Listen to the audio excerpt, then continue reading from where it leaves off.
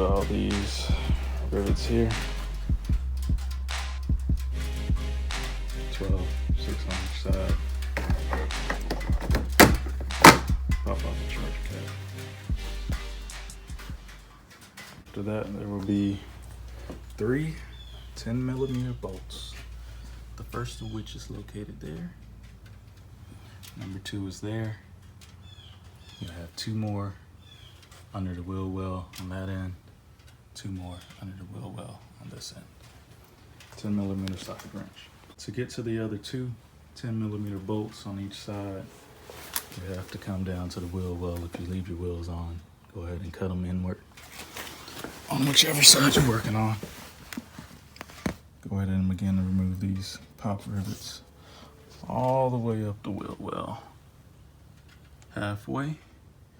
Don't forget the one that is sunk in there.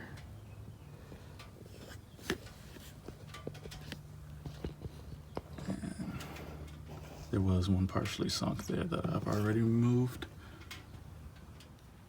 All right, once you get all of those pop rivets out on this half of the fender well,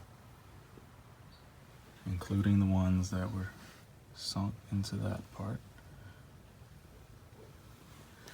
start peeling back at this. It's gonna catch here.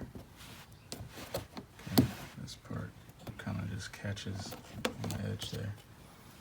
Go all the way up the liner. It's gonna catch here. Peel this back. Way up here. Peel it back. Once you got that peeled back, push this over your way. Look near the seam. Right near the seam, let's see if we can get an angle,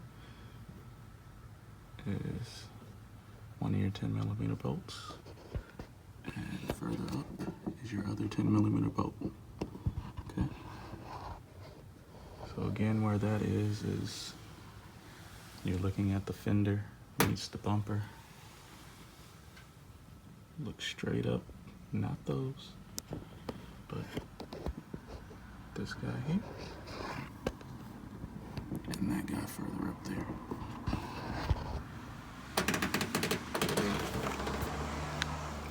You're gonna remove those 10mm bolts on both sides. You're gonna cut your wheel when you go to the other side. It also says you should remove the fog lights. I'm gonna remove the fog lights as well as the side marker lights. Complete. Get around underneath. Switch to a 7mm socket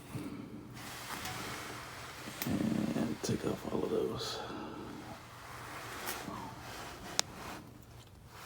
Get those off and you'll be able to pull the bumper off. And once you got those bottom pieces off, just gonna give it a nice yank, straight forward, and get it off.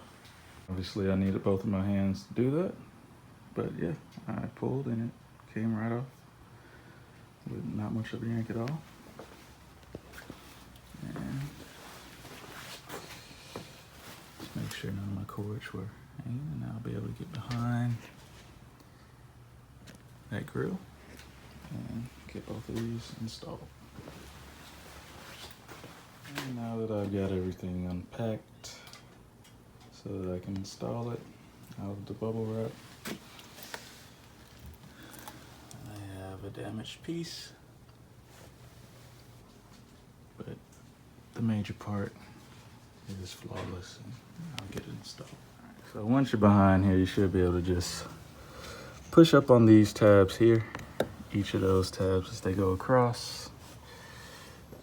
Push up as you pull in, and it'll come off. Work your way around, you'll push that because it's latched down at the bottom. One thing I'm noticing that I didn't see out of the video that I was watching is this little piece here, the bottom part of it towards the edge. Appears that it's just a push.